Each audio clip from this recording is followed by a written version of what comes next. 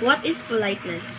If, as many have claimed, language is the trait that most radically distinguishes Homo sapiens from other species, politeness is the feature of language use that most clearly reveals the nature of human sociality as expressed in speech.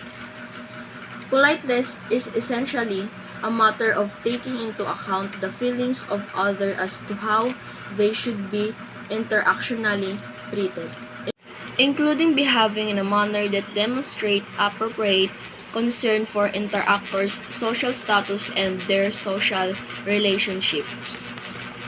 Politeness, in this broad sense of speech oriented to an interactor's public persona or face, is ubiquitous in language use. Since on the whole, taking account of people's feelings means saying and doing this in a less straightforward or more elaborate manner than when one is not taking such feelings into considerations. Ways of being polite provide probably the most pervasive source of indirectness, reasons for not saying exactly what one means, in how people frame their communicative intentions in formulating their utterance. There are two quite different kinds of feelings to be attended to, and therefore there are two distinct kinds of politeness.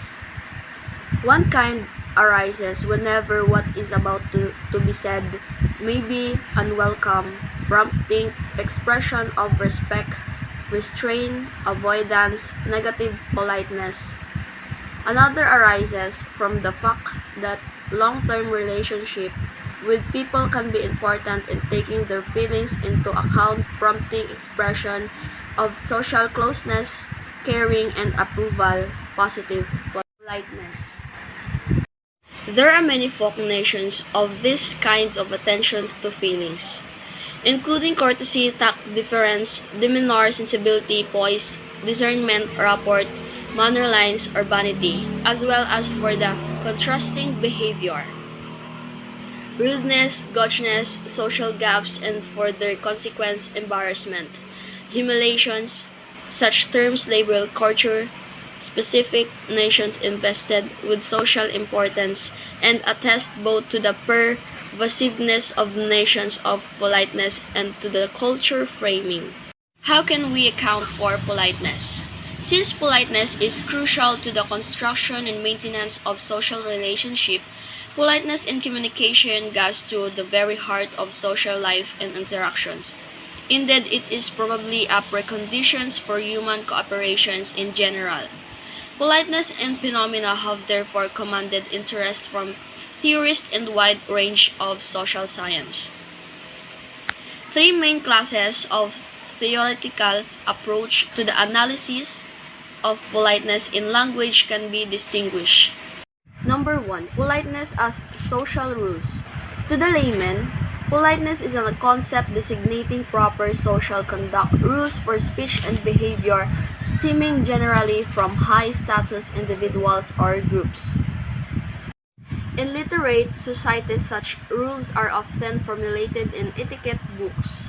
These imitate culture-specific nation range from polite formulae like please and thank you, the forms of greetings and farewell, to more elaborate routines for table manners, deportment in public, or the protocol for formal events.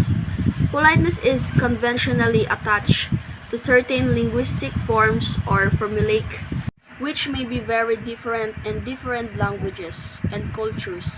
This is how the person on the street tends to think about politeness in inheriting in particular forms of words. Some analytical approaches to politeness are formulated in terms of the same sorts of culture-specific rules for doing what is social acceptable. For example, the work by Edie and others on Japanese politeness as social indexing or discernment. See Watts, 1992. In these approaches, politeness is a matter of social norms and inherits in particular linguistic forms when used appropriately as markers of pre-given social categories. This approach is the most appropriate for fixed aspects of language use, the more or the more or less obligatory social marking or relatively unalterable social categories. Politeness as adherence to politeness maxims. An alternative approach takes the position that the linguistic forms of politeness are not a matter or arbitrary conventions but are motivated of generally principles. During the 1970s, this perspective was formulated in linguistic pragmatics and Grecian's terms, with politeness seen as a set of social conventions coordinate with Grice's cooperative principle of maximally efficient information transmissions. Make your contribution such as required by purpose of the conversations at the moment. With its four maxims of quality, quantity, relevance, and manner, see Pragmatics Linguistics. Lack of 1973 suggested that three rules of rapport underlie the choice of linguistic expressions. Rules which can account for how speakers debate. Choice among these three pragmatic rules: don't impose, give options, be friendly, gives rise to distinct communicative styles. Leach's more detailed proposal 1983 is in the same vein complementary to Grice's cooperative principle. Leach's postulates a politeness principle minimize the expressions of impolite beliefs, with the six maxims of tact. Generosity, approbations, modesty, agreement, and sympathy. As with Grice, maxims, divisions for what is expected give rise to inference. Cross-cultural differences derive from the different importance attached to the particular maxims.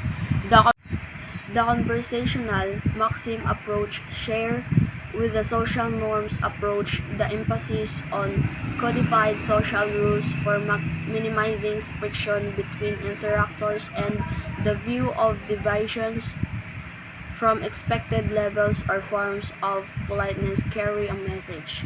Number 3. Politeness as phase management.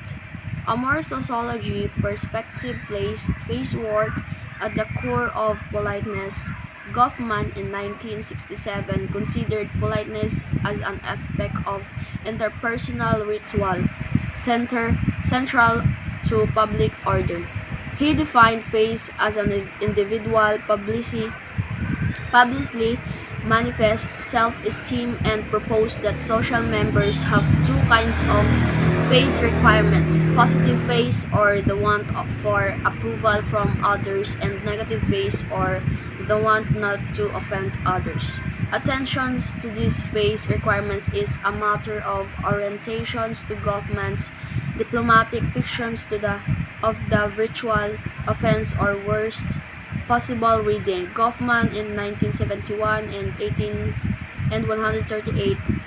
The working assumptions that phase is always potential at risk so that many interactional act with the social relational dimensions is inherently phase threatening and needs to be modified by appropriate forms of politeness.